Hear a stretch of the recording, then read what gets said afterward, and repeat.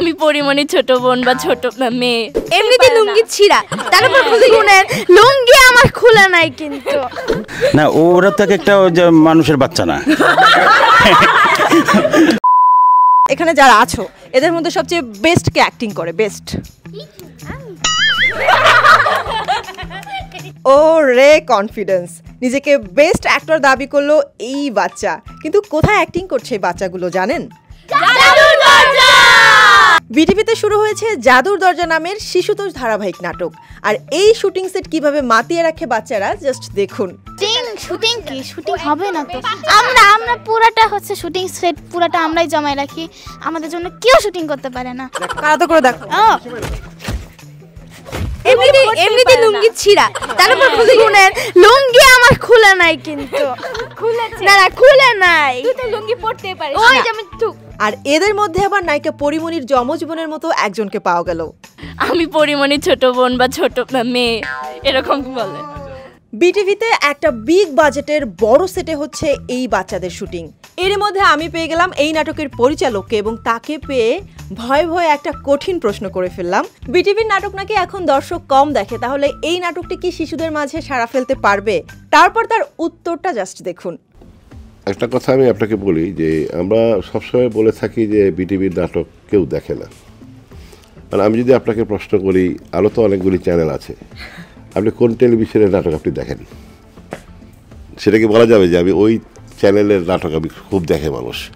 এখন আরেকটা অনলাইন বা ওটিটি বা অন্যগুলো প্ল্যাটফর্ম তৈরি হয়েছে যেখানে প্রচুর মানুষের ভিউ হয়, যেটা মানে অন এয়ার টাইমটা সারা বছর যাবত আছে। তো এটা বলা ঠিক হবে না যে বিটিভি নাটক কেউ দেখছে না। আসলে আদতে টেলিভিশনটা আসলে কে দেখছে সেটা একটু ভেবে দেয়। এরই মধ্যে সব দুষ্টু বাচ্চারা আমাকে অসহায় পেয়ে আমার কাছে চকলেট চাইতে শুরু করলো, কিন্তু আমি চকলেট কোথায় পাবো?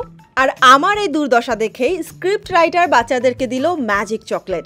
না, ওরা তো একটা মানুষের বাচ্চা না। কিসের বাচ্চা যেন একটা সংলাপ ছিল, না ভূতের বাচ্চা না, বলো অন্য একটা সংলাপ ছিল, মানুষের বাচ্চা না, এটা হীরার টুকরা, বেশিটা ওই রকম। হ্যাঁ, তো এরা তো সব পারে। চকলেট দিব? দিব?